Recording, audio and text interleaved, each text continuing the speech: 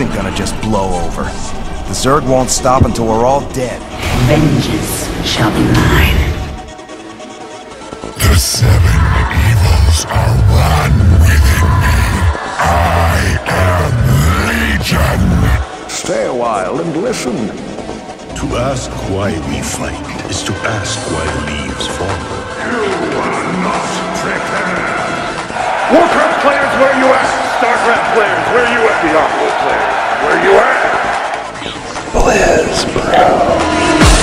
Blizzard turns the ripe old age of 23, Warcraft subs are up, more Warlords artwork is released, and love is in the air. Welcome to BlizzPro's Twizcast. Disturbing hallucination. You're hearing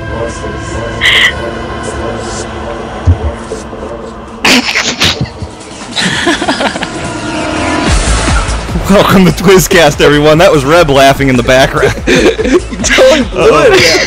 We are... Right. It's okay. We are here to share with you our experiences and news concerning all games under the Blizzard Entertainment logo, ranging from World of Warcraft, StarCraft, and Diablo, but don't let the introduction fool you. We're going to cover Hearthstone and Heroes of the Storm news as it develops.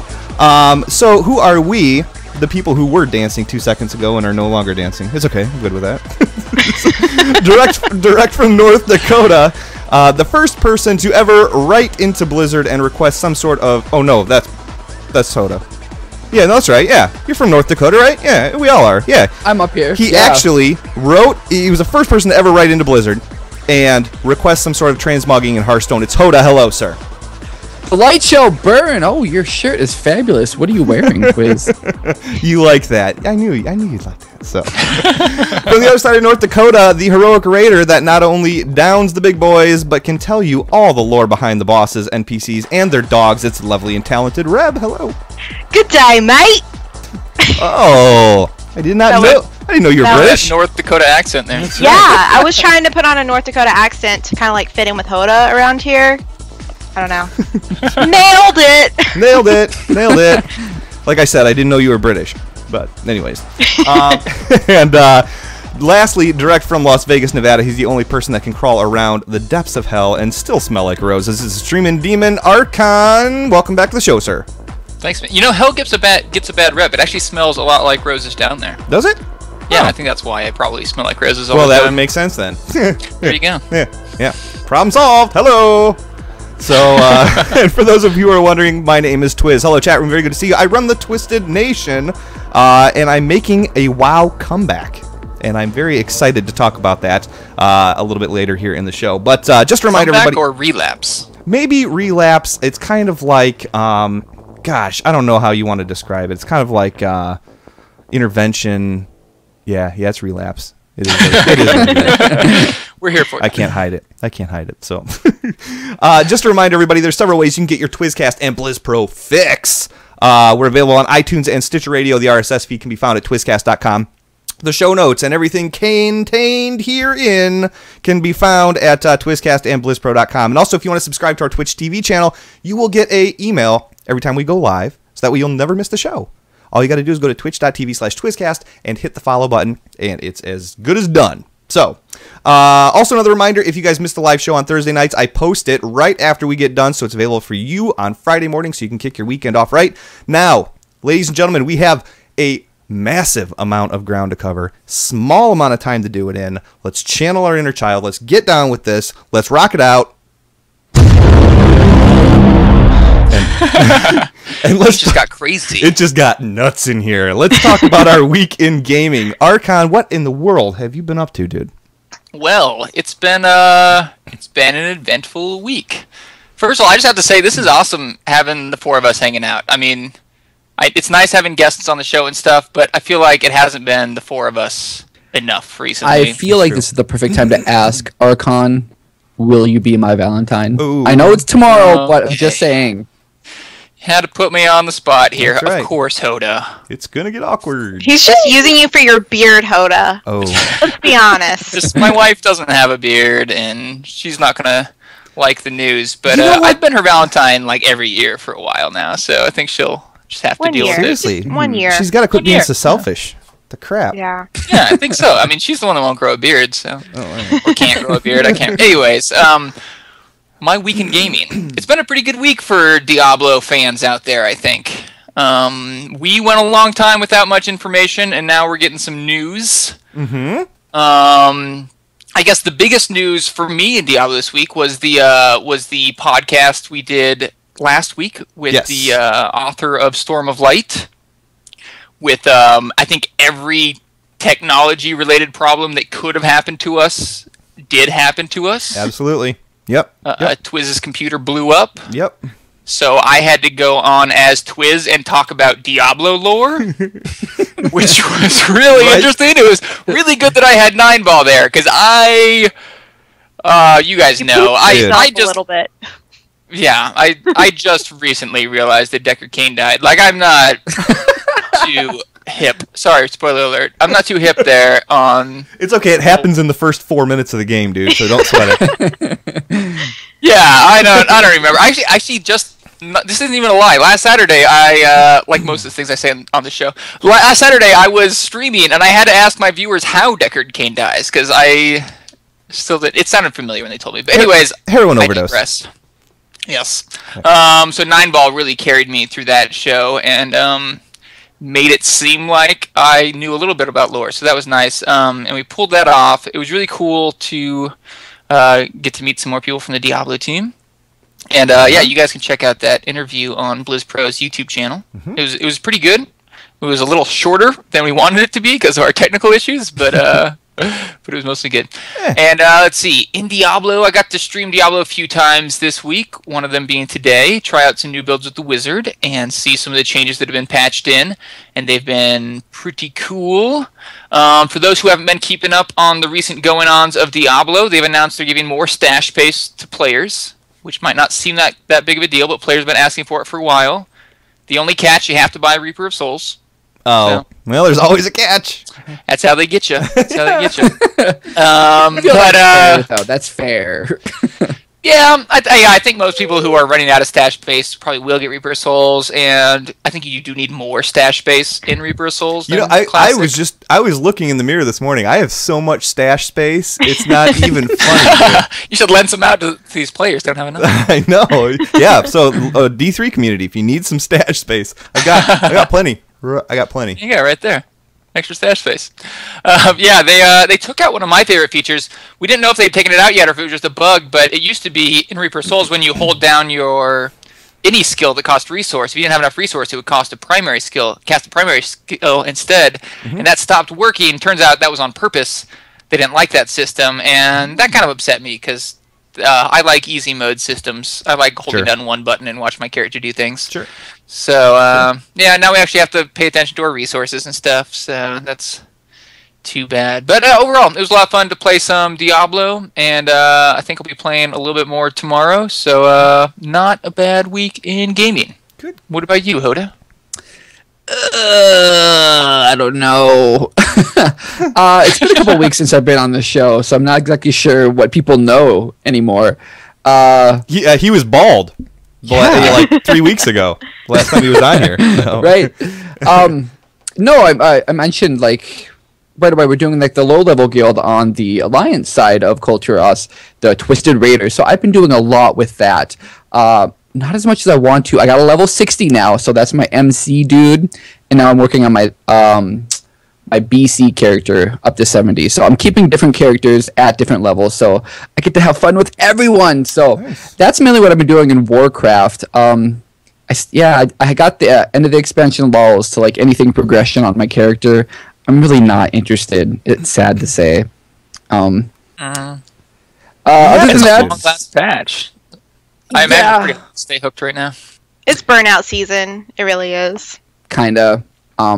I mean, we expected it, so it's really no big deal. But, you know, it's fun to do other stuff. But what I was gonna say, pretty busy in Hearthstone. I'm still not very good. I'm trying to do constructed more, but I don't have the cards, so I'm like replacing, like, just the basic cards and trying to, like, match them up with what a legendary would be. And I mean, it's okay, but I don't get up past rank 17, and I mean I think that's okay. Hey, Dude, that's all I got. You know what though? You know what? I was talking to Zen Style, and he brought up a very good point, man. Is because when the second season first started, I couldn't get past 19. You know, like I would take 3 steps forward, 3 steps backwards, and he made a really good point. He's like, right now, dude, the new season just started, and you are battling through good players and bad players that are winning and losing. He's like, everybody's, you know, he's like, it's a bottleneck right now.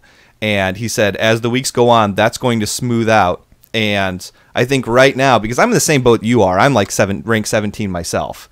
And I think that right now, we're still battling a little bit of that. We're a couple of weeks in, but we're coming toward, you know, we've made it from rank 19 up to 17. And it's just going to take us a little while to get down the path. You know what I mean? So yeah, and I don't know if it's completely open beta now, so we got more people coming, or just other people.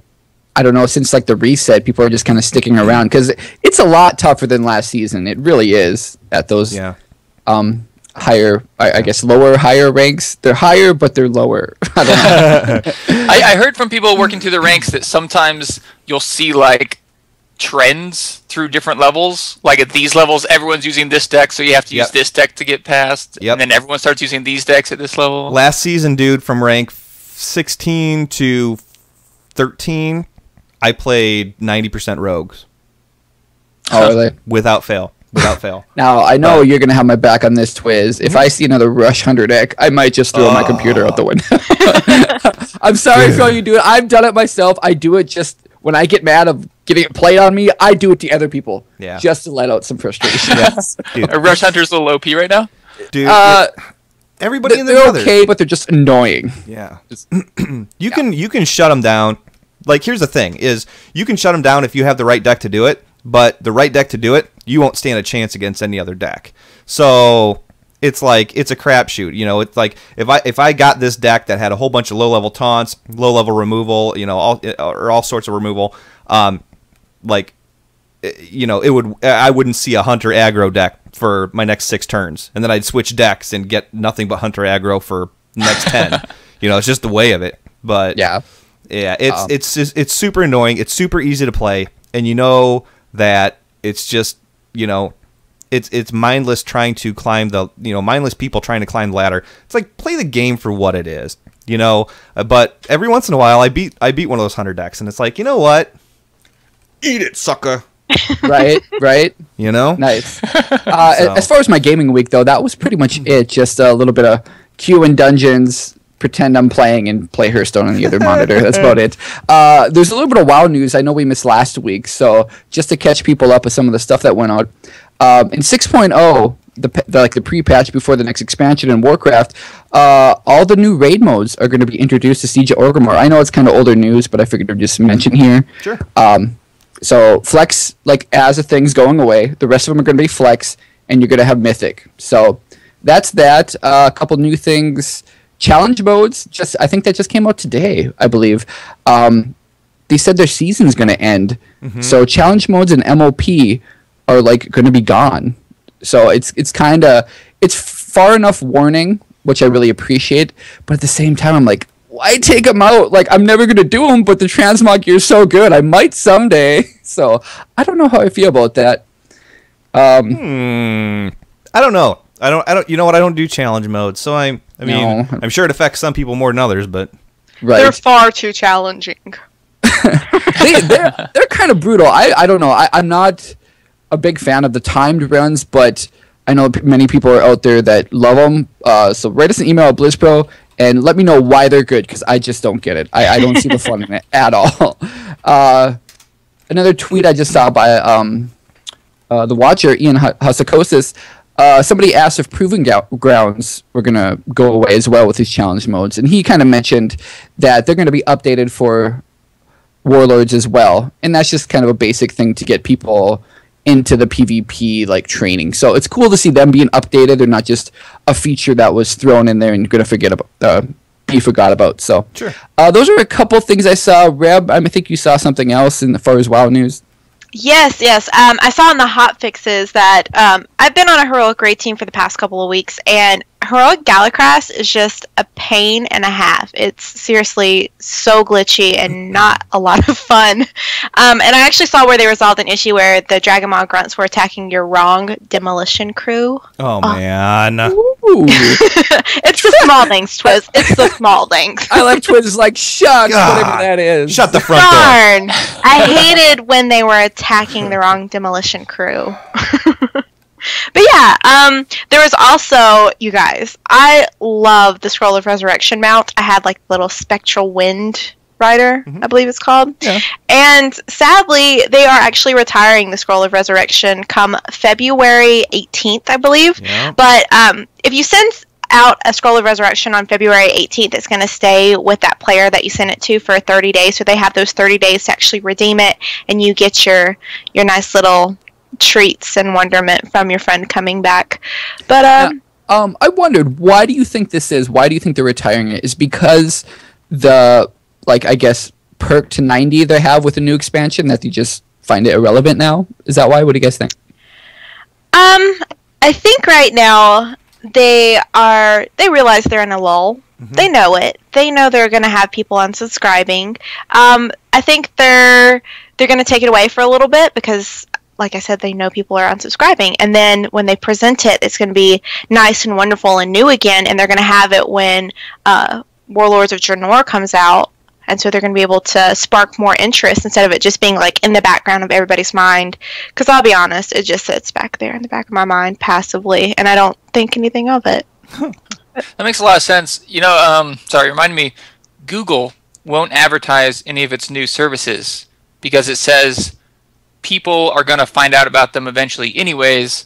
We might as well let them wait until we've like really polished those services before they find out about them. Yeah, exactly. And maybe it's the same idea there with Warlords of Draenor. Maybe they just assume it's going to be good enough that they'd rather attract people to the game when it's going to be a bit better than it is now, where no content's being put out. That makes sense. However, I don't buy it. They're going to make us buy it. There's a conspiracy going on. I believe it. sit down and stroke your beard, Hoda. You'll be fine. But honestly, I have a new mount that I added to my long list of mounts this week, and it surpassed my desire for that spectral Wind Rider. Wind Rider. It surpassed the spectral Wind Rider significantly. It actually is part of an event that we're going to be talking about later in the show. I got my big pink love rocket. Ooh. Oh. Congrats to you. Does that sound dirty to anyone else? Who made that noise? Yeah, huge. It's this huge pink rocket that you can just ride around, and it's wonderful. Yeah, it doesn't sound any better. Nope. Not getting, nope. Well, and it's a two-person, so you could get two people on there. And just show it off. Go for a ride. Anyways, so the event, which we'll talk about later in the show, I'm sure you know what I'm talking about, it started on Monday, and I told myself, I was like, I'm going to take every single one of my 90s in there every single day because this is the mount that I have been desiring for so long. I want that big pink love rocket. And I ended up going in yesterday, so Wednesday, so I had already... Sorry. Every time you say it. Yes. I skipped 2 days and I felt really bad, and I was like, man, I'm not going to have the chances that I told myself that I would have. But I went ahead and went in, and I took my main, which is melee, then I took in a healer, then I took in a tank, and then I took in my ranged, and I didn't get not a thing to drop for me. And then when I was about to give up and head to bed, I was like, you know what? I do have my Alliance character, so why not? Why not? What the hey? It doesn't hurt. So I went in there, did my terrible DPS, and wouldn't you know it dropped for me, and I think I screamed like a little girl. Oh. It was like... Sorry, I'm getting way too soundboard happy right we now. We were meant to be together, me and that love rocket. it's our bodies just entwined as one. It was like it was soul bound to me or something. Well, Graz, that's awesome. It's the most poetic week in gaming I've heard yet, I think. It's tough getting those holiday mounts, though. It really is. I mean, Yeah. Oh, yeah. I still have yet to get the Headless Horseman mount. Right? And that's the only one. That's the only one that I really actually go for. And the pinche no es bueno. So. Yeah. But I feel like I've been like on a really lucky roll, like getting my heroic dagger, getting my Thunder Fury, then get my big pink love rocket. I gotta say, I don't know what's next. I don't know. I'll keep you updated on that. I feel like you need to pay it forward, Reb, somehow. Be Pay kind. it forward. Do I have to part with any of my gold? Because I can't do that. No, I feel like karma's just on your side, so you should like spread it. Maybe I've just been a really good person the past few years. How about that? Yeah, I think Well I'm going to done. go with Hoda's theory. Yeah. I'll tell you what. I mean- We're just gonna go with that theory, my theory. And Twiz, what have you been up to in gaming this Oh my week? gosh. Well, real quick before I start that, Hoda, weren't you on another podcast earlier this week or something? I was going to mention it maybe when we signed off, but I might as well now. Yeah, the good folks, Dunlock and Sushi over at Area Effect Podcast. They're really good people. I actually met them at BlizzCon. They were there partying with all of us. So that was really fun. We got a little more in-depth kind of WoW discussion. It was a good time. So if anybody gets a chance, you should go check it out. And Dunlock, the host, might have had a crush on Reb, and you can tune in to see how to win Reb's heart besides Hoda the big knows red love rocket. exactly. Hoda knows exactly how to win my heart over. So he like spills all the secrets. Go check it I'm out. sorry. I'll tell you what, there are 4 words that go straight to Reb's heart. 4 words and 4 words only. I'm a Tauren druid. So. Yes. But anyways, my week in gaming, it's obviously been 2 weeks, and I want to apologize for canceling the show last week, guys. So I had a piece of audio equipment. I've got in the after show, I'll show you guys what my desk looks like. It's a nightmare. But I had a piece of audio equipment take a big fatty dump on me. And it took a dump, not like, with ample time or anything like that. It took a dump just as I was getting ready to do the Diablo Storm of Light interview with Nate Kenyon and Mickey Nielsen and the Blizzard PR people and everything. It took a huge dump. And I'm like, oh my God, what am I going to do? So anyways, that's why Archon did the interview for me. So, and I had to cancel last week because of that. So, I mean, I was dead in the water. I had nothing. So I appreciate your patience while I got through that. So $120 later and a long explanation to my wife. Here we are. You know what? I've been doing a lot. I've been playing Hearthstone continuously. Again, I feel like I'm going 3 steps forward and 3 steps backwards. Tons of Hunter aggro decks still floating around. Super annoying. We've covered a whole bunch of this. I feel like, though, like everybody's trying to play aggro decks. There is a lot of 20-plus damage on turn 7 or 2-8. It's very, very bursty. And it's like everybody's waiting for the wombo combos. And they're executing. I've actually seen that too. Like, well, I've seen people just like not play anything till like turn 5. It's been crazy because they're waiting to combo it. Yep, exactly. And that's one of the things. Is like you get to turn 5, turn 6, or well, more like turn 4. If nothing's coming out, either they have an Azure Drake that they're wanting to play, which buffs its health with how many cards you have in your hand, or they're waiting to combo something that's just going to be a freaking nightmare. So I don't know. It's super annoying, but that's kind of what I'm seeing. So I'm not making too much headway, but I'll talk about that in a second.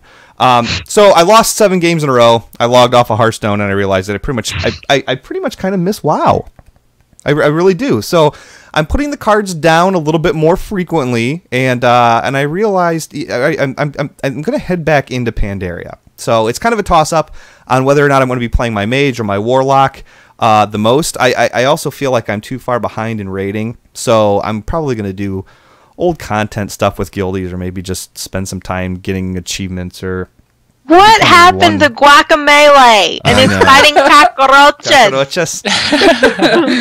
This is a sad thing, but I deleted Guacamole. Whoa! I did. My heart aches. I did. But I still got his cockroaches. I still have his cockroaches. Those cockroaches there. Yep. Wiz, what was it? I gotta say, I'm not too surprised that you got sucked back into WoW. The only surprise to me is that it took you this long. Well, you know what? I mean, I wanted to learn more about Hearthstone, and I've learned a lot about it, and I'm still going to continue to play it a lot. But I kind of like, I don't know. I was like, for every 12 hours I would put into Hearthstone, I would put like 20 minutes into WoW. And I was just never in the guild, never doing whatever. I was always on battle, on Real ID and Battle Tag and everything like that. And but I never, I don't know, I never spent that much time in WoW anymore. And after, like I said, after losing like 7 games in a row, I'm like, you know what? I'm done with it. I'm done with it for a while, and I'm gonna walk away for a little bit, and then come back when the meta's not all screwed up and everybody doesn't have a hunter aggro deck and they actually play the game the way it's supposed to be played. So I have a question for you now. Playing so much Hearthstone as you do, seeing those characters and onboarding and interacting with them, does that kind of fuel the flame to just like not even do anything in WoW, just be in WoW, to kind of be in that world and universe? Because I kind of get that going back and forth. Yeah. No, I think what you see, Hoda, is you're like, dang, Jaina got a fly dress on. I'm going to go see her in the World of Warcraft. Ooh, where's that drop? I need that. It's more like That sounded just like Hoda. Yeah. I mean, yeah. No, you know what? I kind of see myself a little bit in there. Like I see enough of it that I want to, I want to be part of that world and whatever. And honestly, like, I think what a lot of it was like, I look at like the Mana Worm. Mana Worm is a mage card. It's a 1-drop. And every time you cast a spell, it gets attack power. It's a 1/3. But I look at it, and it makes me think of, like, Burning Crusade. And then I thought about Hellfire, and, like, looking up at the sky in Hellfire, and the surroundings, and everything like that. And it's like, I just missed it. And I was like, you know what, I want to get back into that, and really, like every people have their main tunes, okay? And it's like, my main tune has been with me for, since day one, and he's got, he's responsible for the achievements that I got, for the mounts that I got, for, he's got all sorts of stuff, and I don't have that. I don't have that main.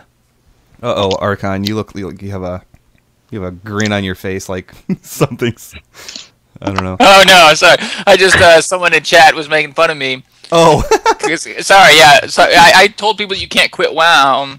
And Trevor got mad at me because I convinced him to come back to WoW, saying we were going to do instances, and then I never started playing WoW. Oh, Archon. For shame. And he called me out on it. For shame. But here's the thing. So okay, it's like I'm down, and then I get kicked while I'm down. All right, I lose 7 games in a row, and I'm like, F this, I'm out, I'm going into WoW. I log into WoW, and I'm like, okay, I'm gonna do something. I'm gonna just try and do something on my own, and just mess with my character and do my own thing or whatever. So I went down to Onyxia's lair, right? No good can come of this. No, and and I went in there in my mage, and I tried 4 attempts. And the best I ever did was I got her down to 27k health from like 4.4 million. And wait, I was what did like, she start at? 4.4 million. Oh man! So it was it was like mirror image, time warp, popping flasks, popping everything, screaming like a woman. It was all out there, and I can't even solo Onyxia. Did you stop dots? No, I did not stop dots. There you go. I did not You stop stop dots. dots. Nope. It was the whelps that kept getting me. So anyway. Left side. Mini whelps. Handle it. Not even remotely imaginable. Anyways, so yeah, I suck again. Yeah, it's bad at Hearthstone, bad at Onyxia. I just shut my computer off and did the walk of shame back to the bedroom and went to bed. So anyways. Real quick though, there's a couple of things going on with Twisted Nation that I want to make sure that you guys know about. First and foremost, there is a Twisted Nation Hearthstone tournament. Very beast, okay? It's being organized by Sergeant Zim. He's in the chat room right now. Go to the Twisted Empire forums on twistedempire.engine.com and sign up. It's going to be a ton of fun. The dude has everything mapped out, all the rules. It's not, the rules, they're go figure rules. They're no there's nothing intricate about it, he's got it all mapped out. He did a phenomenal job putting it together. So it's very low key, very fun. Go play with the family and sign up for this event. And I cannot speak high enough about it.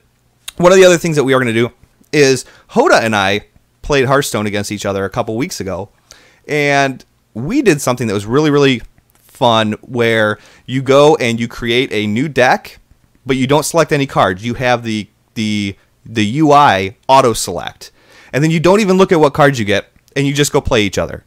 And it really levels the playing field, because it could select your legendaries. It could give you a ton of bullcrap cards, stuff that doesn't make sense, that's hard to work with, or you could get who knows what you're going to get in your hand. But I'm looking at, and Blizz Pro is also looking at putting this together, a Hearthstone tournament that's just all random decks, and it's as even as a playing field as you could possibly get. And Quiz. What? I have to admit something. Talk to me. So I'm not the best at Hearthstone. So I figured I wouldn't build my own deck, so I have always had the UI just autofill my decks. Are you kidding? I didn't know that was an option. Yes, like if you try to close it out before you have a full deck, it'll autofill it for you. And I've been doing that the entire time because I was like, oh yeah, the computer will know like exactly what I need. So it's kind of like cheating. Lo and behold, I don't think I've ever won with the decks. But Rab. Computer flexibility sounds a lot like I'll My just dear. stealth my taunt and he'll never know. Oh my gosh, I was so pissed. That. No, it was a lot of fun though. I mean, doing that, I guess the person with more cards have a little bit of advantage because Twiz, like you got a couple legendaries that I didn't have, but like you said, it's completely random. So another time you might not get any legendaries and you might be screwed. So yeah. It's pretty fun though. It was really good. Yeah. So we're looking at putting together. A good idea. I'd be in on that random tournament. Yep. Because there's so many people out there that are like, I don't have all these legendaries, and it's like, well, yeah, I do have legendaries, and there's a possibility they could get picked, but there's a possibility they won't get picked either. So it's really, I think it's going to be a good idea, and it's going to be a fun thing. So, let's see here. Lastly, speaking of the Twisted Nation forums, they are going to be moving in the next week or so. All right.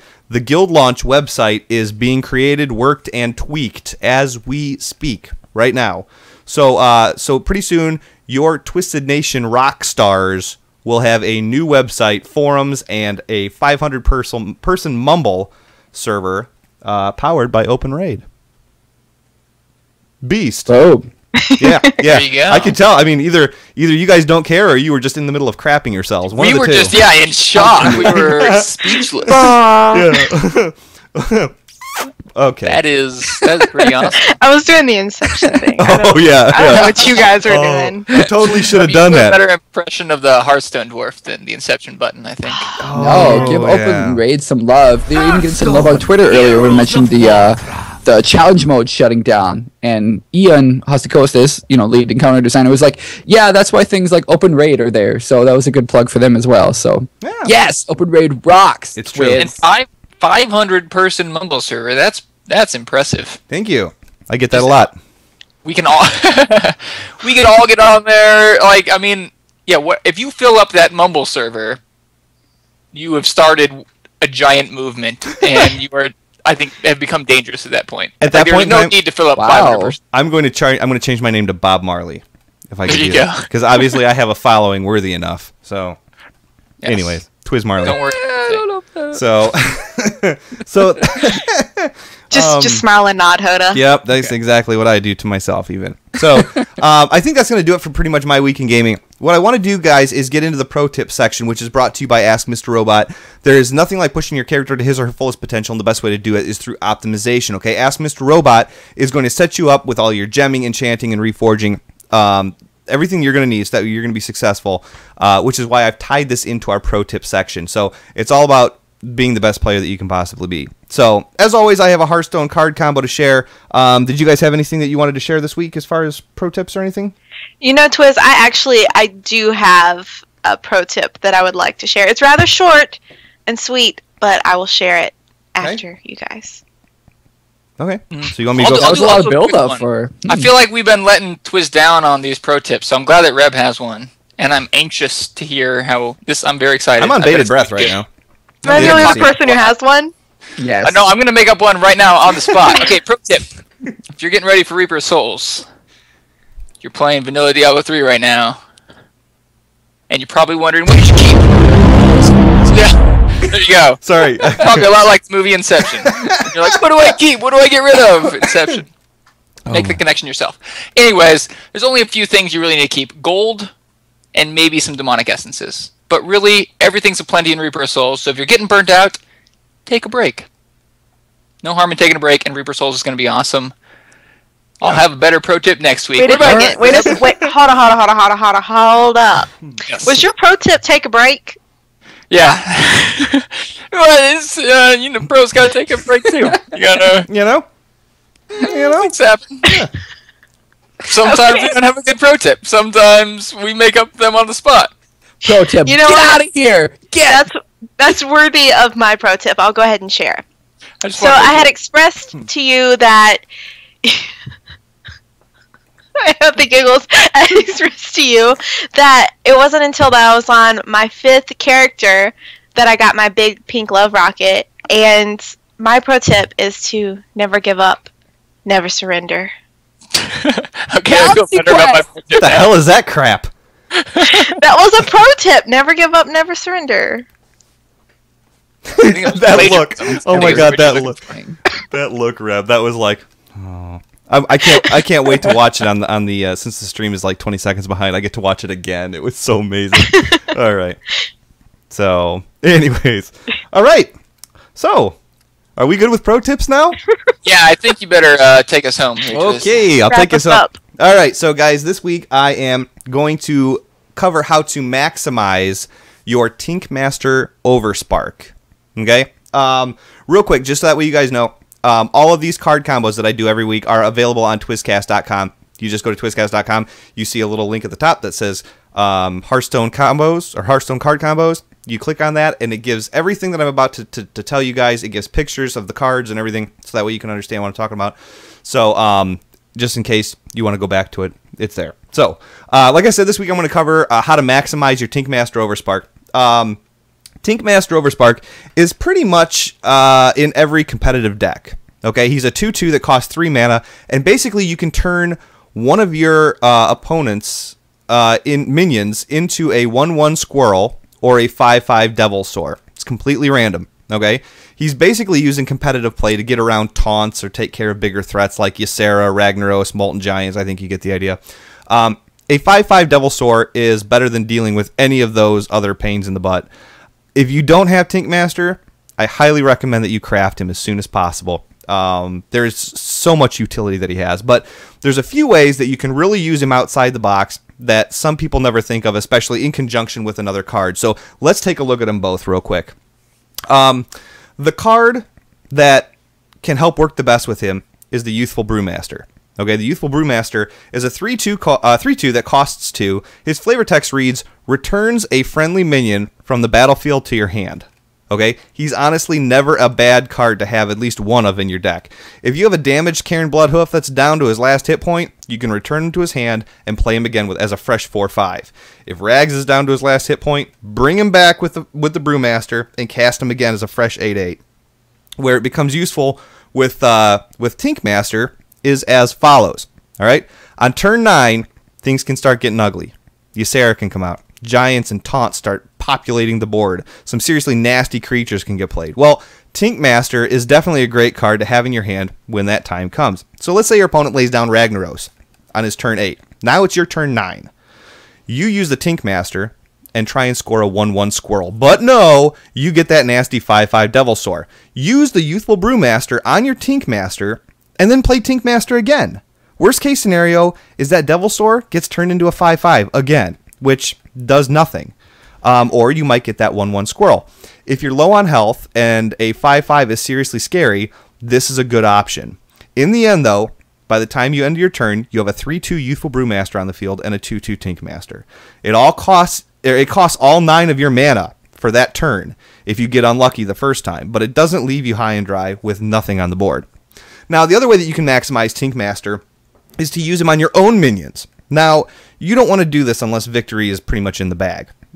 Did you lay down 2 cards and then lay down a Defender of Argus in between them to boost their stats and give them taunt? Well, why not Tinkmaster, the Defender of Argus, and just try and go for the 5/5? I definitely use Tinkmaster on a card that's not going to kill you if you accidentally make it a 1/1. It's just kind of a let's get this game quicker, get it done a little bit quicker and move on with life here. So yeah, I mean that's kind of how to use him the best, I think. Good job, Twiz. Oh. So That's pretty sad. You have brought inspiration to our minds. I personally don't have this card, but it's seriously it's not, well, it's OP, to be honest with you. It's so good. Like, you just have to have it, especially like we were talking about earlier, Twiz, where all like the games you're playing, the big hitters are coming out. So this is like the perfect counter, I think. So Intelligent Gluteus Maximus says, "Hey Twiz, if your Rags gets transformed by Tinkmaster, can you use Youthful Brewmaster to bring Rags back, or will it still be transformed?" It will still be transformed. It will be. You're going to bring a 1/1 squirrel into your hand, or a 5/5 Devilsaur, or whatever. So it's the same thing, and the reason I know that is because if you like sap a totem, sap on a rogue returns a friendly minion to their hand. When you sap a totem, that totem it turns into a card and goes into your hand that says Healing Totem, and it's a 2 cost, and it's a 0/2 that, heals all of the friendly minions for 1 at the end of each turn. So that's how I know it's going to stay the same. So, let's see here.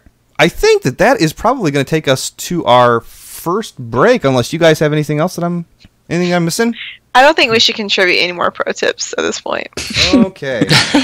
No, but we all have a dance before break, so go ahead. Cut to it. Break dance. All right, break. All right. We're going to be right back to discuss the latest news in gaming from Blizzard right after this quick commercial. So take a second, tell a friend, Facebook a friend, tweet a friend, and let them know that you are tuned in to Twizcast episode number 83, sponsored by Guild Launch.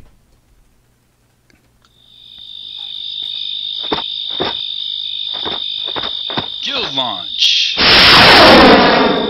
Oh, hey, Breakdance, what's going on, man? Oh, hey, dude. Check this out. Guild Launch. Wow. You think I could give that a try? Yeah, dude. It's totally easy. Okay, cool. All right, here we go. Guild Launch.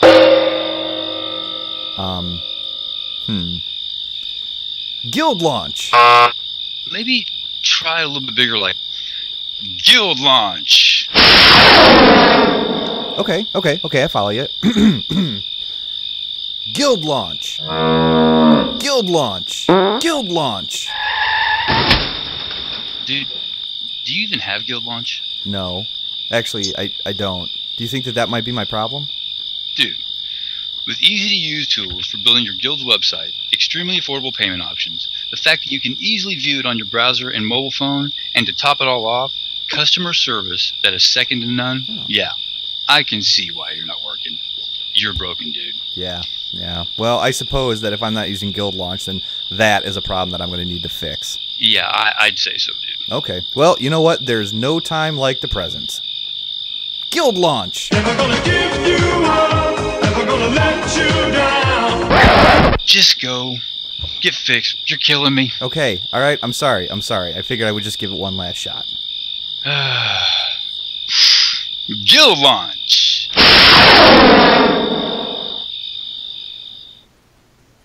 This is Matt Yang King from World of Warcraft and the creator of the World of Steam, and you're listening to Twizcast.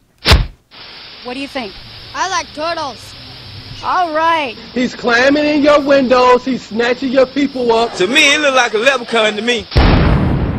The news. Ain't nobody got time for that. Okay, the Blizz Pro News is sponsored in part by GuildLaunch.com. You like that? I always say that. I always say the word news weird. I like it. I figured I'd go extra weird that time. If you are not part of the Twisted Nation because you have a family guild of your own, that's totally awesome.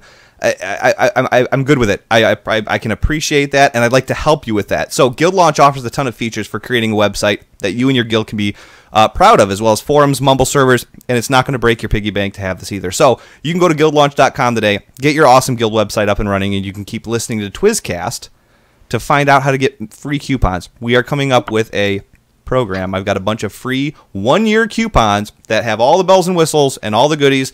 So we're going to have a contest for it. So stay tuned to Twizcast, and you could get, I got like 15 codes. So we're going to be giving out some guild launch websites, folks. So Guild love. That's right. Stay Guild tuned. launch. So, as always, we are going to bring you guys up to speed, up to speed on some of the articles that you may have missed on BlizzPro.com. We don't cover all the articles or just the ones that we think are cool. When it comes to news that's breaking in the community from Blizzard Entertainment, BlizzPro.com has articles as soon as anything comes out. So if you like what you're about to hear, make sure you head over to BlizzPro.com and check out the vast amount of articles that we didn't have time to cover on the show. So first and foremost, before we actually kick off the news segment, I'd like to bring up the fact that BlizzPro.com got a facelift, everybody, in case you didn't notice. If you haven't gone to BlizzPro.com and checked out the new format and look, you're missing out. It's 472 different shades of sexy. So it looks absolutely gorgeous. So I'd like to give a big shout out to Heino and Chris Brand, BlizzPro's web design staff members. Hats off, you guys made it look absolutely amazing. So That sounds too sexy, really. I'm kind of scared to go now. it's true. It's awesome. It's like a black and bluish background, and there's banners that go across the top for each of the different games: Warcraft, Hearthstone, Diablo. Twist, stop! You're turning me on. I know, right? It's like I'm talking dirty to you. And it's so easy to navigate, Archon. Easy. I would have stopped it. You can click all the tabs. Okay, I'm done. Okay, we're back. All right. So, all right. We somehow turned BlizzPro's website into porn. So we may as well talk about one of the articles that's on the website, shall we? Actually, all the articles we're going to talk about are on there. So, all right. This isn't exactly news.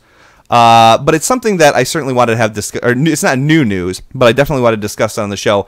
As most of you know by now, Blizzard has had their quarterly earnings report or earnings call, and I just want to talk about some of the highlights from that and maybe speculate a little bit on what's going on. So first off, many people predicted that WoW would take another plunge downward, but instead I think most of the community was surprised to find out that it's up 200,000 subscribers over the last go-around, which puts WoW at 7.8 million subs. They stated in the report that they feel the increase in WoW subscriptions was due to several things, such as a very successful BlizzCon, an exciting expansion announcement, and the fact that Archon joined Twizcast, and the people are looking for him in-game. Obviously. So, Yeah. I can't say I blame them. That sounds about right. I think about 200,000 people would come looking for me. That's probably... And just like the Blizz Pro meetup at BlizzCon, you can't find them anywhere. So. Oh, Snapdragon. So that would have been the best zing we've had yet. That's true. That's true. Yes, I'm so sorry.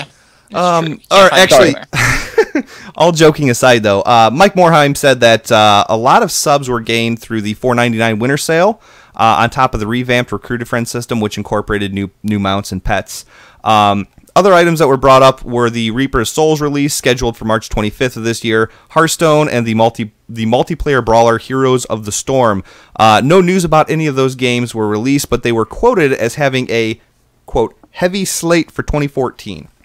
So, we'll see. But who saw a 200,000 increase in WoW subs? Anybody? I didn't see that.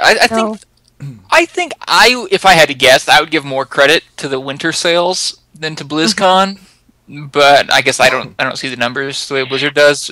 It seems really weird to me that their subs would go up, other than the fact that they had a crazy good sale.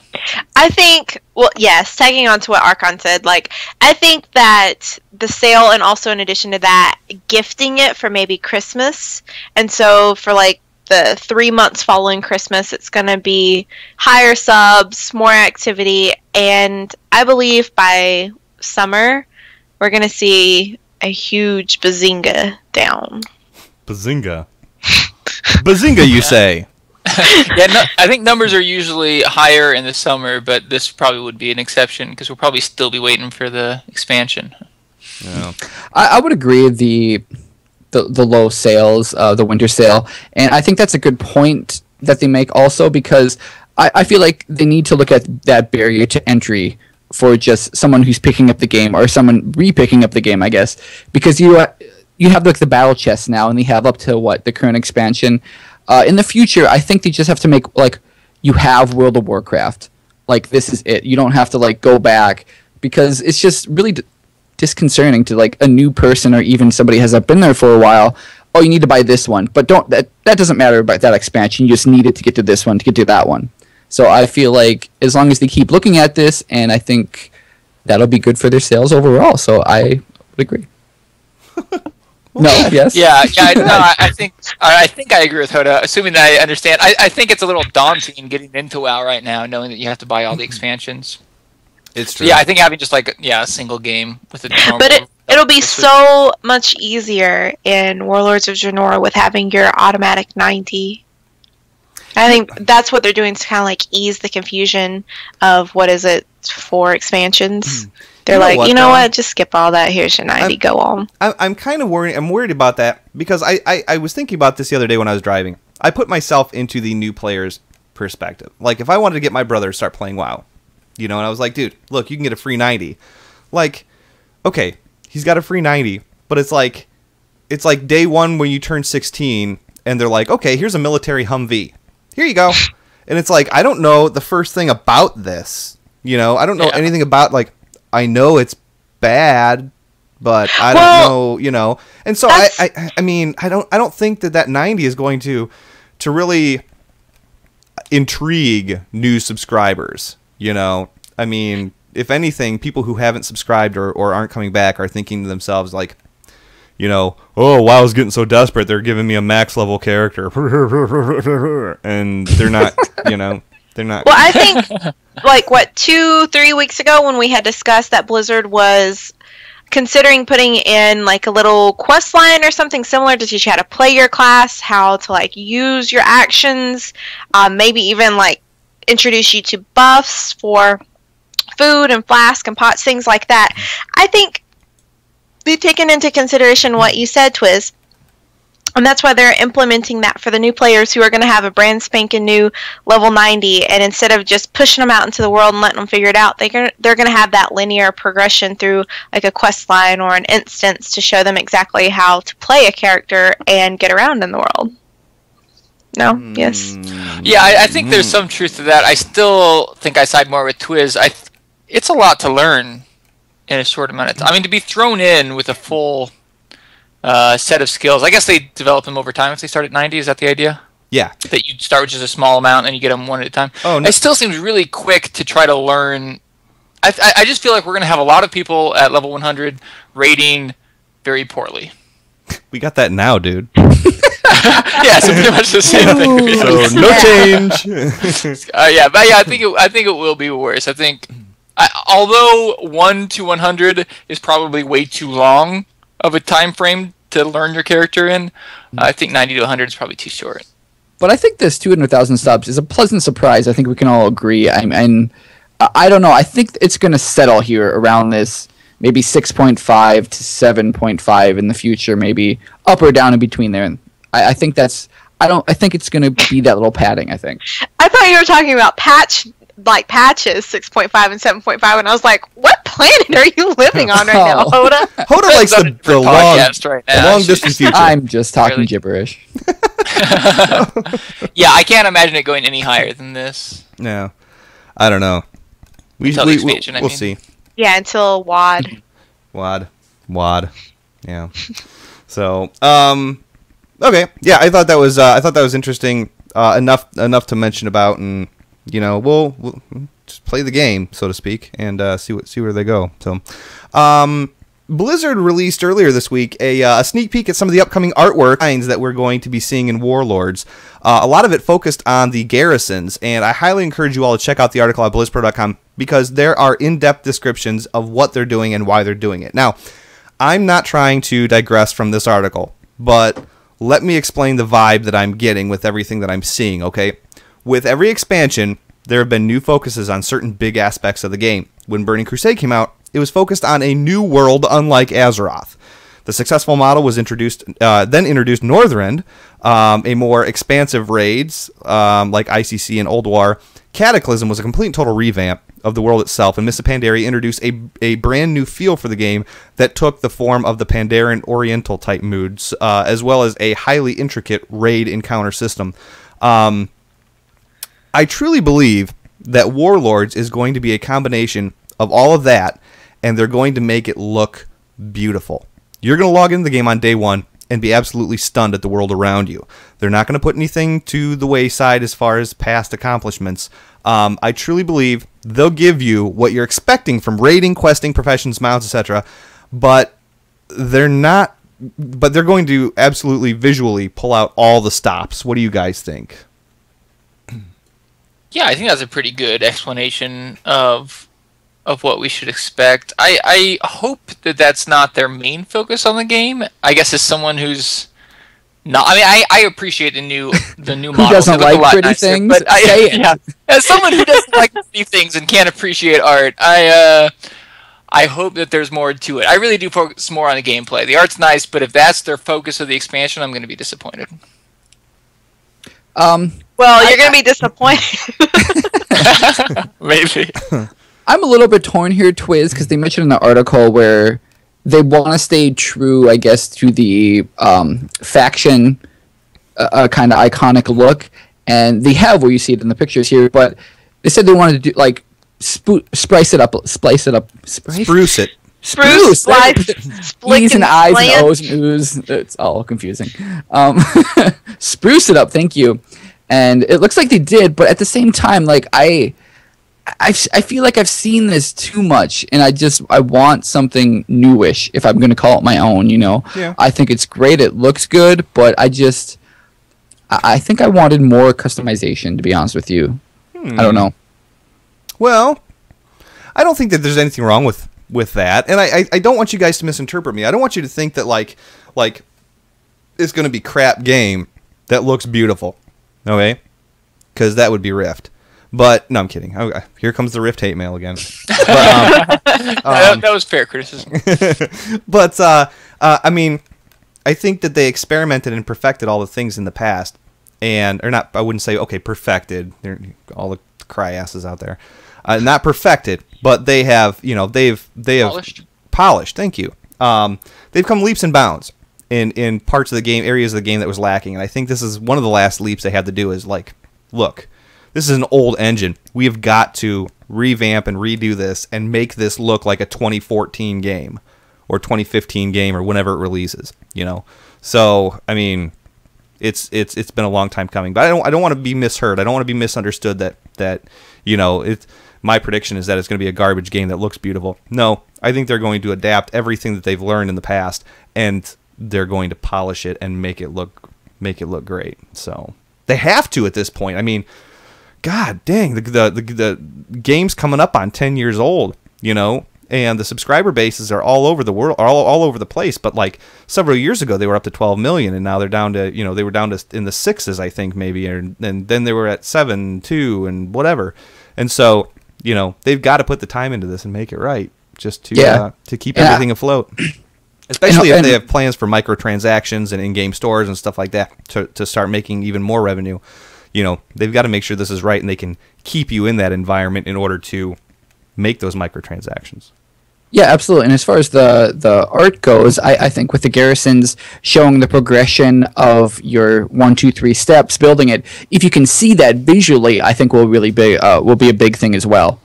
Just kind of immerse people in that. So I'm looking forward to see what happens. Yeah, I think a lot of us are kind of nostalgic for the times before Cataclysm, especially like TBC Vanilla, when there was some hard content out there that was kind of just exclusive to hardcore players. So I got kind of excited when they were talking about Outland and going back to the original Orcs versus Humans fight, that maybe they would try to rekindle some of that feeling we got from Vanilla and TBC. I really, more than anything, I just want some 5-man heroics that are actually challenging. Yeah. I hear that. Well, you know what they are at the beginning of the expansion? They certainly are. But then it doesn't take too long before you outgear it, and it's a joke. Like I don't know. I felt that Kata heroics were pretty difficult up until Firelands came out. Am I the only one thinking that? They weren't bad. I don't know if you played TBC for the first 2 months after TBC came out, heroics were incredibly challenging. I think most people would argue they were more challenging than the raid content was at that time, but the loot was horrible. If they just had I want 5-mans that are as challenging as raid content and give maybe not as good, but comparable gear to raid content. So if I only have a couple friends... I love 5-man's Archon. I'm so with you. That as like a parallel gaming path with like looking really hard, Reb. Like challenge modes? Like really challenge modes. Okay, I did timer joke. I did Shadow Labs like a month after TBC came out, right after we hit max level on Heroic. It took us 8 hours. 8 hours in a 5-man to get one epic that one of the 5 of us would get. It was not worth it at all, but if we could have that kind of experience where you're wiping... Twiz, bring us back. I don't know. I want raid content for 5 people. You know I what? want to wipe over and over again before we finally get the boss down, and then I want to get something that's worth our time. Let me ask you this, and this is just food for thought. Back in those days, you said that the content was challenging and stuff, and I can't help but wonder, was it because you had to spam trade chat to find a group, or whatever, and, you know, depending on how your group makeup was, like, it was too hard to find a tank, too hard to find a healer to give up on everything, and so you push and, you know, you challenge yourselves whether gear's crap or not. But then we have the introduction of looking for dungeon, where you just queue up and the system puts you in and you have nothing to lose. If the group falls apart, you just re-queue again. And so the content is easier because people are, and this is again the next expansion where the gear is better, so people are running these dungeons more frequently because they're easier, the gear is better, and thus it feels like these dungeons are no longer challenging anymore because they're so accessible. No, that's a really good point. Thank you for bringing that up. But let me say, I got to level 90 on Mists of Pandaria about 2 days after the game came out. I played for 24 hours, slept for 4 hours, played for another 26 hours. And immediately on hitting max level, went into Heroics, and they were easy. Like, easy. About as... I mean, I guess they don't really call them Heroics, right, in Mists of Pandaria? Yeah. Do they? Yeah, they do. Yep. No, well, they shouldn't, because they were ridiculously easy, like, immediately.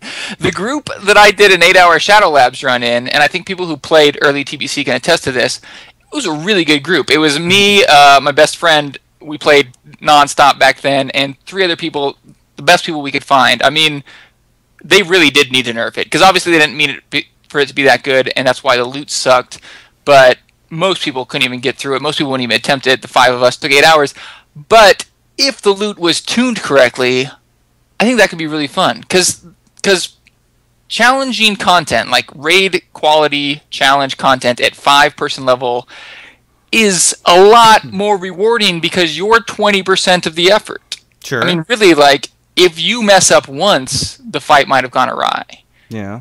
Even more so than 10-man or 25 or 40-man content.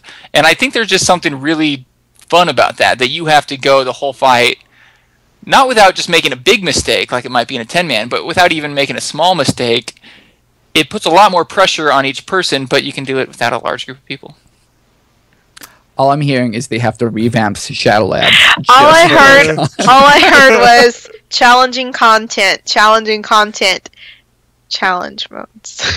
I know. Touche. Challenge modes are with pre-built sets of gear, right? So you can't use the gear that you're getting from raiding. Correct. And it also doesn't give loot. I want actually 5 people. Actually, you do get loot from it. Like, it looks like a tier of its own. Okay, I want like raid quality loot. Maybe just under raid quality loot. I'd be fine with that. And even make it a little bit more challenging. So this is what I'm hearing. You want challenge modes that will give you gear just under raid quality. So basically, all that needs to be renovated since the challenge modes are there is just the loot. Well, I want you to be able to use your own gear.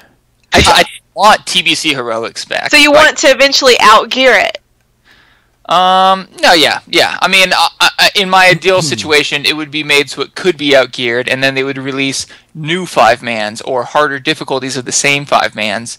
I want to be able to have the raid experience without 10 to 40 people. I want me and a couple friends to be able to have some really challenging content without finding a big group of people. I think we're both just talking to a brick wall right now. Anyways, yeah, sorry. I don't want anyone to be satisfied. As long as it looks pretty, you guys, it doesn't matter, okay? There you go. Oh, God. All right. Anyway, we kicked the crap out of that.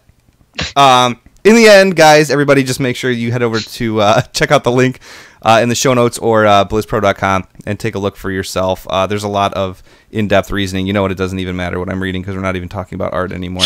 I'm so sorry. So, anyways, call a spade a spade. So, okay, here's an article that's pretty fun. All right, we make mistakes. We all make mistakes. It happens in gaming and stuff like that. And this is a really fun article. Trin, one of the newest editors for our Hearthstone site, put together a really fun article that seems to be getting a lot of attention, and for good reason. Trin asks, what's the silliest mistake that you've ever made in Hearthstone? Did you accidentally pyroblast yourself? Did you mistakenly give your opponent's minion +2 attack power, thinking that it was actually going to damage them for 2? I did that. What kind of silly mistakes have you made? Now, I know that personally, there's the infamous Northshire Cleric story that happened on the first episode of the Hearthstone Happy Hour. I was playing a warrior, and the priest dropped a 1/3 Northshire Cleric. Now, the Northshire Cleric draws a card every time a friendly minion gets healed, and you definitely want to take her out as soon as you can. So, like I said, I'm playing a warrior, and Eldorian and Zen Style were like, all right, use your coin and equip your Fiery War Axe and go to town. So I did that, and I hit the priest in the face with my Fiery War Axe, and both Zen Style and Eldorian were just in complete and total shock. I was sitting there proud as hell that I did 3 damage to the priest, and this was all before I knew the basic strategy of trading minions and crowd controlling or taking out certain ones that are like big threats. So anyways, I think we lost the game, and they blamed the entire thing on me, but yeah, it was silly, but whatever. I straight up had absolutely no clue at all what I was doing, and I totally actually blame them for not being more specific. So it is their fault, not mine. Eat it. Nice. I love that we're using that sound effect. Even though we're using it entirely too much, I'm still in complete approval. Well, we missed last week, dude. You have to remember. You have to make up for it. We have to make up for it. Okay, I'm done with the Inception button for a little while. Makes me sad. Oh, I think this article was an awesome idea because I think anyone who's played Hearthstone has made really dumb mistakes, but no one wants to talk about it. And so this is one of those times where we all get to admit what no one's saying. Apparently, I don't know who decided this, but apparently letting your UI autofill your deck is a mistake. Oh, that is pretty elite. That is pretty elite, yeah. I think it's the standard for noob in Hearthstone right there. Silliest mistake is playing the whole time. Is that your job? Yeah. Playing it all. I think I did Frostbolt myself once. Okay. That's a respectable move. Yeah, it was, and I had a couple thousand people watching me, so I couldn't just like sneak away and pretend it didn't happen. Right. Now, I guess I have a silly mistake / somebody owned me at the same time. I was actually playing a priest deck, and the Northshire Cleric you were just saying, I had 2 of them out like mid game, maybe like turn 5 or 6. And I was just getting cards like full hand, so they started shredding some. I was like, oh, no big deal. I'm gonna own them pretty soon. And I was playing against a rogue, and I don't know if he built this deck like specifically for this, but he would like lay down like the Murloc, who's like both player draw 2 cards. So I kept shredding my cards, vanished all my minions, so I had to play cards again. So pretty much he, what is it called, Twiz, when you're like out of cards? He fatigued you. Yes, he fatigued me from 23 health all the way down. It was ridiculous. Oh, nice. Wow. Won the game. I was so frustrated, but so it's kind of like a silly mistake because I was like, I want all these cards, right? And a little bit of pwning on his part. Yeah. So yeah, I was sitting on a full hand not too long ago and I life tapped, and it was like, and of course when you can't get a card in your hand, like it shows up on the board and your opponent can see what card you just lost, and it's like Ragnaros, and I'm like, oh what? No. I'm Your opponent's an idiot. Sitting on a bunch of crap to begin with, and there goes my rags. So, and of course they have to emote, sorry about that. Yeah, F you. So, And can we stop with the well played before you win? I know it's probably out of respect, but it just sounds sarcastic and it makes me hate you. Well played. Well played. Boom! Pyro to the face. Not cool.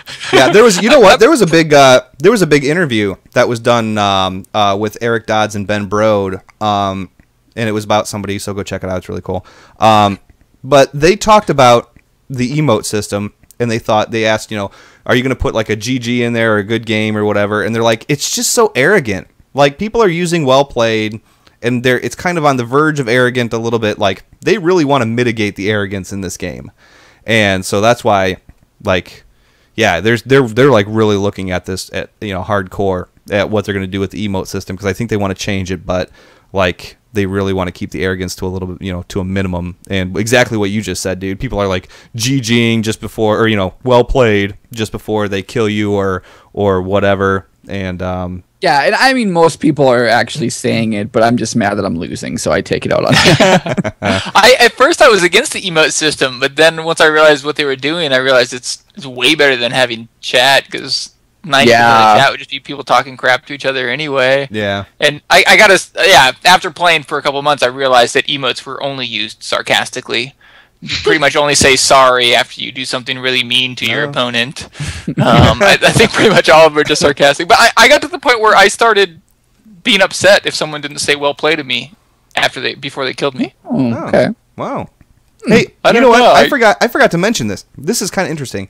So Hearthstone has the thing where if you play somebody, you can, after the match is over with, you have the option to add them to your real ID list, or your friends list, your battle tag list. So anyways, I play, and my battle tag is BlizzPro 1502, and so I get done playing, and I think it was like the guy's name was like Kenny Haha or something like that. I forget, but anyways, I get a friend request from him after I lose to him, and he's like, so I accepted it, and I was like, hey, what's up? And he's like, dude, good game, man. And I was like, thanks, you played awesome. It was that was a really fun one. And he's like, are you BlizzPro like the website BlizzPro? And I'm like, well, actually, I'm Twiz. I do Twizcast, the podcast for the BlizzPro website or whatever.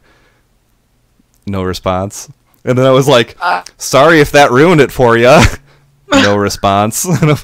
Well, F you, buddy. I'm out. So he just said nothing after that? Yeah. Well, he was in play mode, so he could have been playing. I don't know. Okay. But I was like, well. I was so excited for the end of that story. And I was too. So oh, yeah. Yeah. So, Juby Milano wants to know what Squelch does. Squelch basically makes it so that way you can't see their well played, their sorry, their good game, their blah, blah, blah. So, yeah. They were saying that in the chat room. But, anyway, so I wanted to throw that out there. So I severely disappointed somebody. I think they were like all excited that they were playing somebody good from BlizzPro. And then they found out it's just the idiot that does the podcast. So, whatever. You know what? Speaking, starstruck. That's true. Yeah, right. I'm sure of it. Real quick, guys. There's a Druid mid-range article for the Druid metagame, and I want to tell you guys about this because a lot of people net deck and they want strategies, they want cards, they want lists, they want why am I doing this and stuff. So Shocktologist is another new writer for BlizzPro, the Hearthstone site, and he put together an amazing mid-range Druid deck along with card explanations, how to play against a Druid, and how to use your cards the wisest. One of the points that he brought up that definitely needed to be said was how often Keeper of the Grove is misused. Basically, Keeper of the Grove is a 2/4 that gives you the option of either doing 2 damage or silencing a minion. So unless you use it to knock off the last 2 health points of Ragnaros, or deal 2 damage to the enemy hero and finally kill him, you don't want to use that guy to take out a little minion that you can deal with in other ways. He gives some great tips on the cards in the deck itself and how to play the deck effectively. A little background on him is that last season he hit rank 4 just before the reset, and he's currently at level 5 with every intention of hitting legendary before the season's over with. So he has a very limited time to play, so he makes every moment count. I said that to say this. Dude knows what he's talking about. So go look at the deck list, read the explanations, and dominate the board, guys. Druid mid-range is Druid mid-range. Now mid-range is like there's a lot of terminology that gets kicked around in Hearthstone that you may not understand. Aggro is like going for the face, very aggressive, You're laying down minions with charge. You're laying down stuff that just is constantly going for the face. Then you have control decks, which are all about keeping your opponent's minions off the board, and it's all board control is what it is. Through taunts, through removal, through whatever.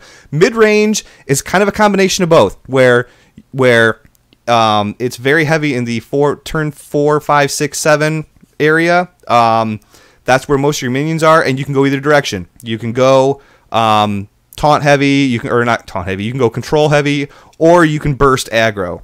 And that's just how the deck is set up, depending on what you want to do. So mid-range is really, really good. It gives you the opportunity to stall out your opponent if you need to, but it also gives you a chance to be aggressive if you need to be too. So I understand everything, Twiz, but I don't know what kind of druid he is.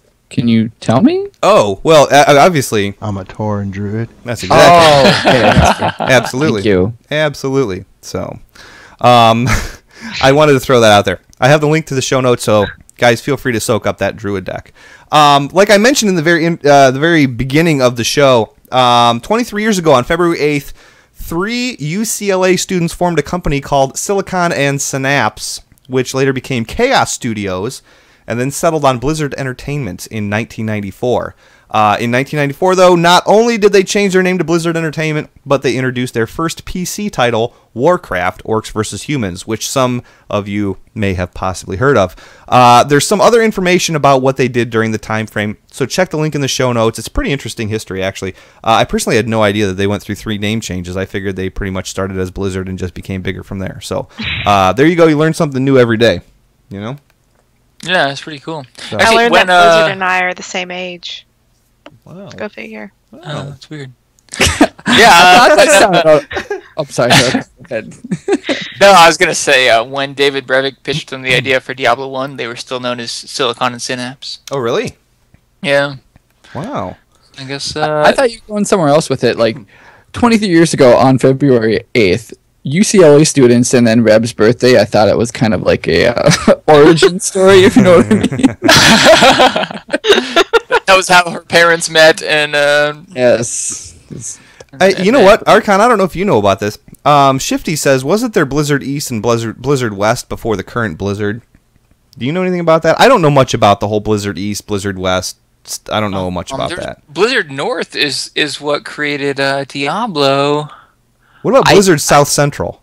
Yeah, every direction I'm pretty sure exists a Blizzard. Yeah, Southeast? They're all over the place. Yeah. I don't know much about. Okay. But there was a Blizzard split, and then Blizzard North kind of fell by the wayside after D2. Okay. All right. So I wanted to throw that out there, guys. Not groundbreaking, but we have an article about it, and there's some additional information in there that I thought was really cool. If nothing else, it's Stump the Dummy stuff. What are you laughing at, Reb? I don't know. Did I say something or do something? Yeah, you said it wasn't groundbreaking, but I thought it was rather groundbreaking. Well, good. Okay. Good story. Good. I mean. Okay. Okay then. Okay. Moving on. So moving right along. Ladies and gentlemen, love is in the air, whether you know it or not. From now until February 24th. Love is in the air in Azeroth once again. You can still go to the Crown Chemical Company for your chance at the Love Rocket. Reb. Big pink love rocket. Big pink love rocket. Get with your buddy and go take a ride. Or get this, a 480 neck piece designed for your spec. Now, here's where I get just a little bit torqued. Okay, at the beginning of the expansion, I farmed for 20 days straight to create a 476 staff for my warlock through inscription. Now, you're telling me that I can spam a dungeon and get a 480 necklace, right? My biggest gripe is this. I really don't feel like professions are even worth it sometimes because they're rarely updated. I mean, if you're a blacksmith or a leather worker or a tailor, yeah, you get plans and schematics and stuff like that to make your current level stuff. You get it from raids or whatever. But where's the scribe love? I mean, we make glyphs that everybody already has. Yes, we can make account-bound staffs. And yes, I'm not even discounting the fact that you can upgrade them with valor points to a slightly higher eye level. But in the end, is there a perk for being a scribe? I mean, alchemists never run out of business because you always need potions and flasks and stuff like that. I already mentioned a few of the others. It feels like bragging about maxing your scribe is like bragging about maxing yourself in first aid. All you can do is say, Good for you, bud. That must have sucked. And now what are you going to do? No, you miss. Sorry, I've been out for a while. I remember inscription being the profession you picked up if you want to make a lot of gold on the auction house. Yeah, and not anymore. No, not even close. And it's because glyphs used to be where if you wanted to replace a glyph, like you would buy another glyph and replace it. And now, once you learn a glyph, you can swap it in and out whenever you want. Like once you've learned it for good. Which means it's like unless you create a new tune, you're not selling too many glyphs because most people have already picked it up because this happened in Cataclysm. And so, I don't know. Like I said, my biggest gripe is this. This is like the 476 weapons, the inscription. I mean, 476, if I told you, I don't know. It's just so Here's my 2 cents, Twiz. It's that you, at the beginning of the expansion, you did grind to get that 476 staff. You know what? We are, 3 raids down the road? Of course that staff's not going to be worth anything anymore. That was beginning of the expansion stuff. If they didn't offer a 480 neck piece in this new, or if in this event dungeon, in the Love is in the Air dungeon, then there would be no reason for some people to go in there and be like, well, why do I want to take my alts in there? And so they need to have a little bit of something without giving you something that's comparable to like raid material. However, I still think that scribes are still in demand. If you're getting shoulder pieces from LFR, you getting your tier pieces from your raid team, you're still going to need your scribe to give you an inscription to put into those shoulders. So it's like I personally use my scribe maybe 5 times in the past 2 months or so, 2-3 months to correct shoulder pieces that I've constantly been upgrading.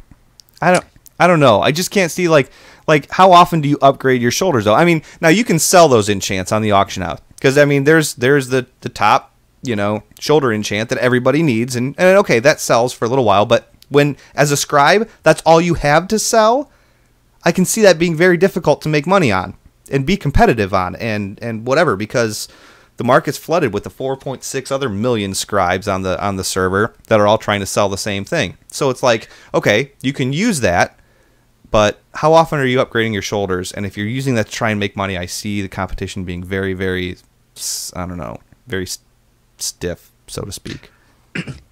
I would agree with Rab where it's not a big deal this late in the expansion that it's a higher eye level because really that eye level is even who cares anymore. But you do have a really good point, Twiz, where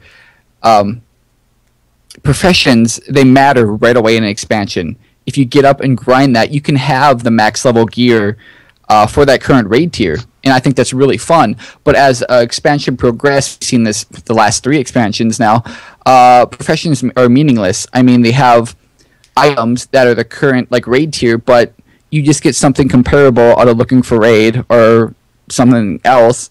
And again, profession is meaningless. And I'm really interested to see how they're going to do this in Warlord's Draenor, because we mentioned the garrisons before, and it has to do with your professions. I don't know how they're revamping it, but do you think that's kind of a little bit of hope we got, Twiz, or what? I can hope.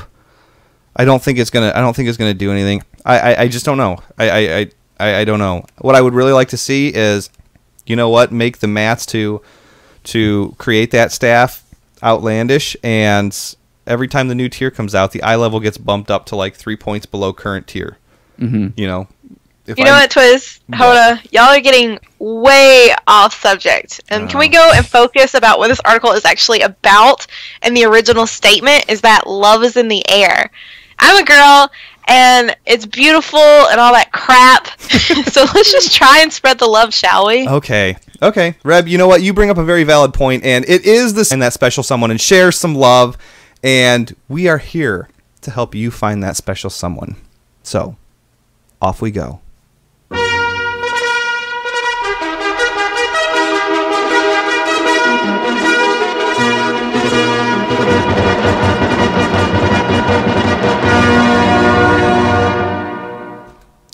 The top 10 WoW-related pickup lines that might score you a date in Azeroth. Ringing in at number 10, my magic watch says that you're dancing naked on a mailbox right now. Oh, you're not? It must be 15 minutes fast. Number 9. It looks to me like your character might have a little gnome in them. Oh, it doesn't? Would you like it to? Number 8. You think I don't have any experience? Look at my succubus. I have experience. Number 7. You must have spent 1,600 dust on that booty girl, because that thing is legendary. Yeah. Number 6. Although I'm a death knight, I promise I won't strangulate you. Unless, you know, you're into that type of thing. Oh my gosh. I love that. Number 5. WoW-related pickup line that might score you a date in Azeroth.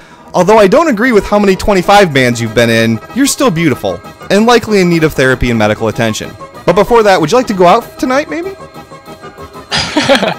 Number 4. I'm not afraid to admit that I'm an atheist in Azeroth. But if you're a paladin, I'm all about putting lay on hands to the test. Number 3. Ooh, I just noticed that you and I are different dungeon difficulties.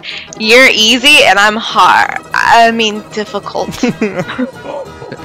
Number 2. Alright, lady. It's 11:30 p.m. on Valentine's Day. I'm alone. You're alone. What happens in Goldshire stays in Goldshire. Absolutely. You said that so creepy, too. Perfect. And the number 1 WoW-related pickup line that might score you a date in Azeroth. Baby, you must be sitting on the F5 key, because that butt is refreshing. Yes! All the win. All the win.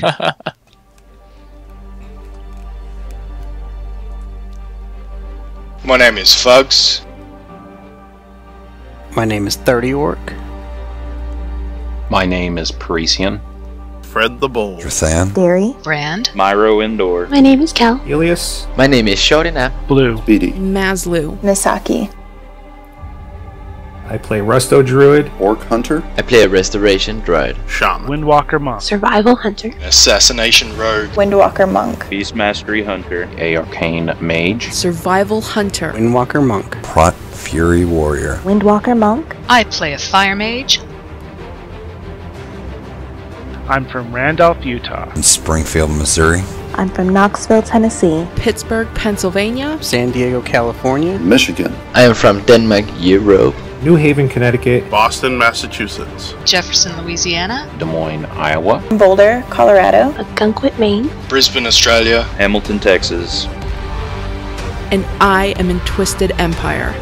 I am in Twisted Kingdom. And I'm in Twisted Legion. Twisted Empire. Twisted Kingdom. Twisted Empire. Twisted Nation. Twisted Empire. Twisted Kingdom. Twisted Nation. And I am the GM of Twisted Dynasty. And I am the GM of Twisted Raiders. I am the GM of Twisted Legion. And I am the GM of Twisted Raiders, Europe.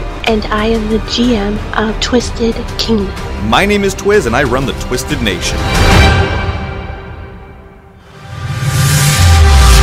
Ladies and gentlemen, in the past year, we have expanded.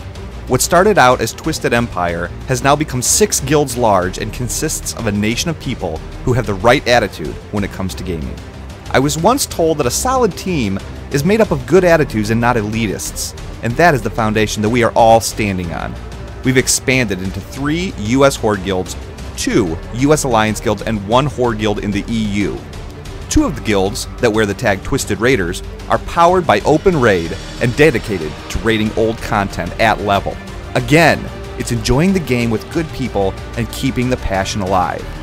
One game can lead to burnout though, so we embrace all Hearthstone, Diablo, and StarCraft players as well. There's no reason why you shouldn't be able to play any game you'd like in a good family.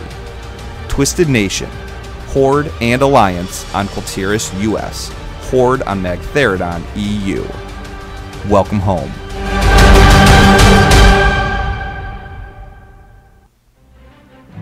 Been sitting here counting the mail at the home 20. Okay, all right, everybody. We did not get any emails, so we missed a week. So it happens. But we are doing a segment that we do when this happens. I'd like you to know, listening audience, this is your fault. Okay, that this segment is happening. So without further ado, I give you lore time with Twiz. Who's Twiz? That's right.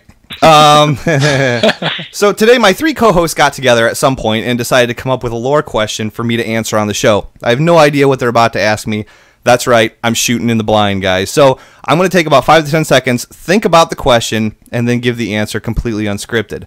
My mom always said that I have a pretty active imagination. Now, let this be known, everyone. I don't know anything about lore hardly at all. So if you're expecting the right answer to fall out of my mouth, you're probably going to be pretty disappointed. But I'll give it my best guess, and if I'm wrong, well, I think Blizzard should change it because usually my answer is more entertaining. So without further ado, Archon, I'll let you be the spokesperson for the group. What did you guys come up with for a lore question?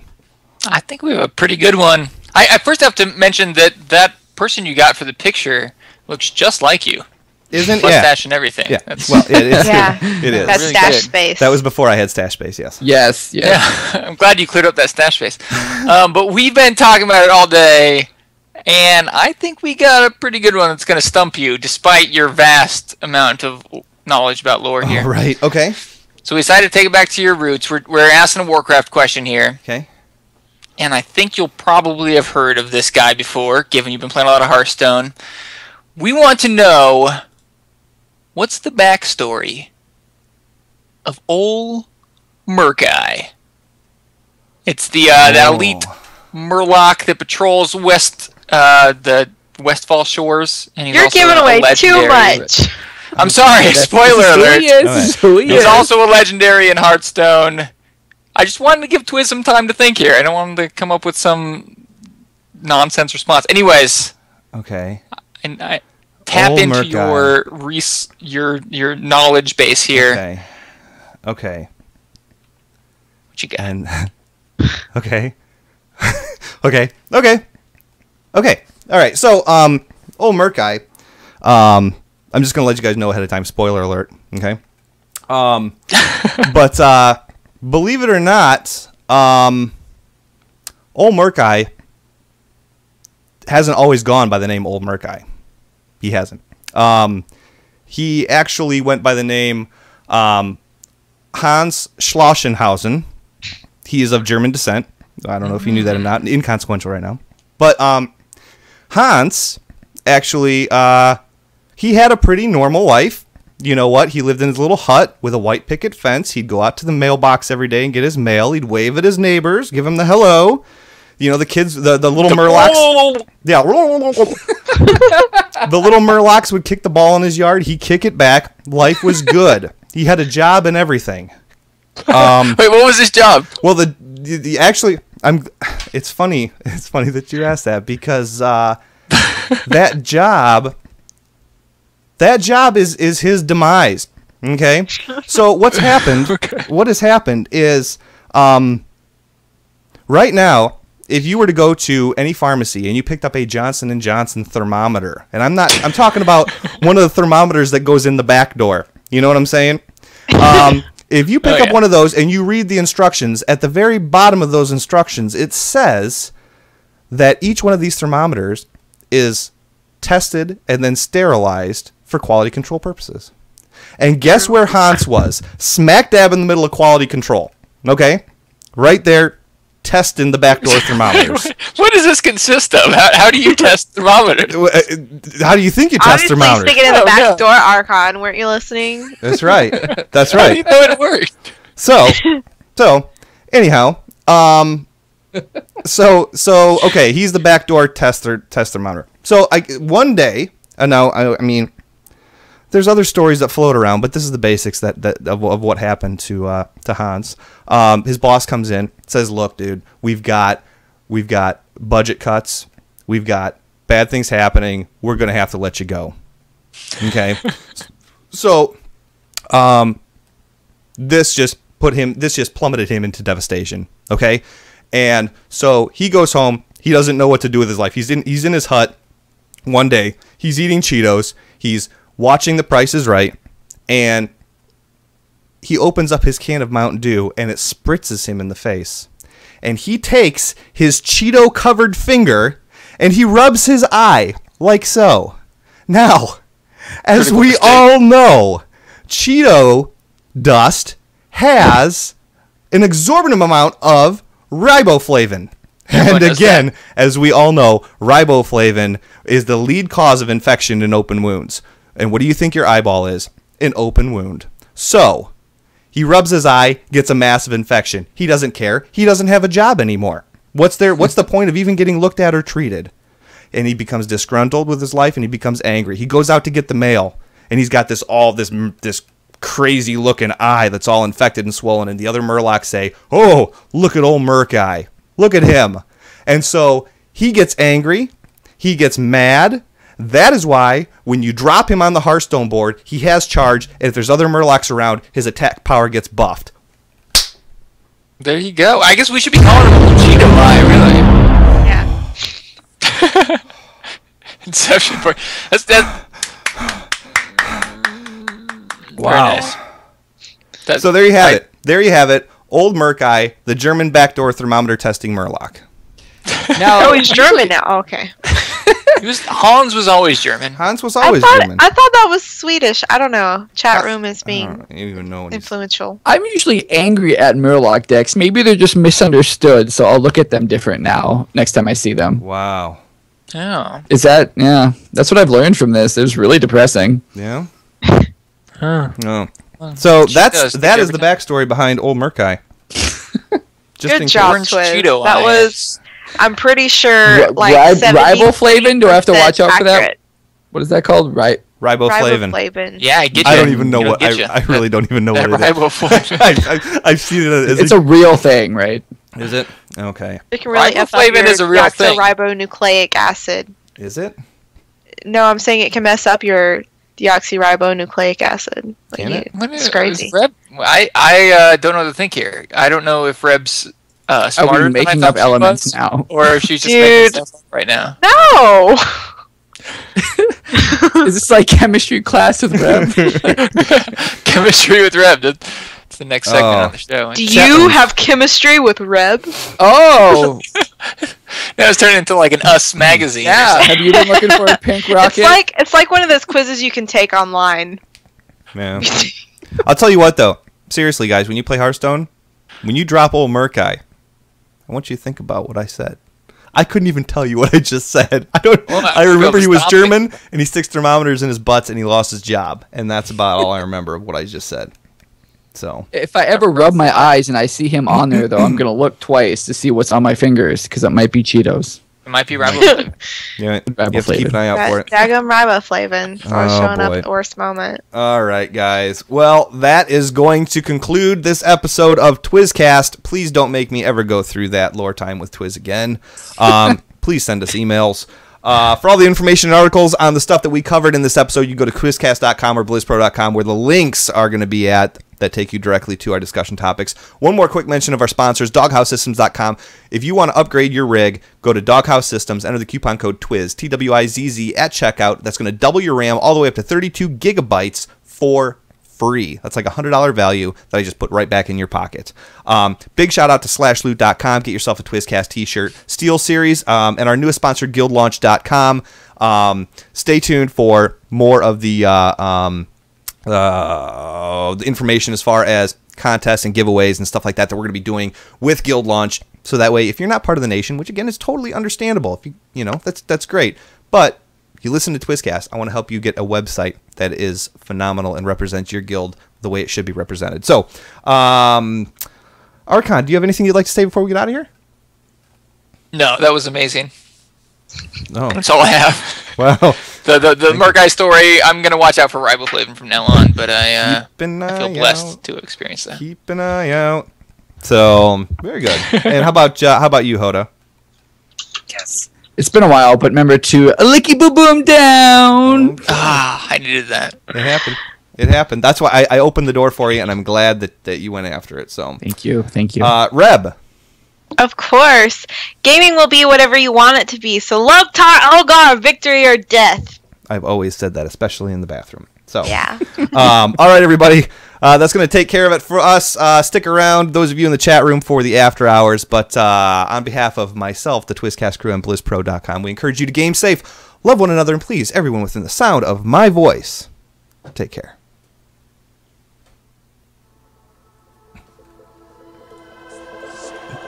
Hey guys, you've been listening to TwizCast, the official podcast of BlizzPro.com. You can follow us all on Twitter at TwizCast, at TwizTE, at TankThatReb, and at Willie_Foss. The show notes and articles that we discuss can be found at BlizzPro.com. And if you'd like to drop us a line, send the email to podcast@BlizzPro.com. Thanks again, and we will catch you next week.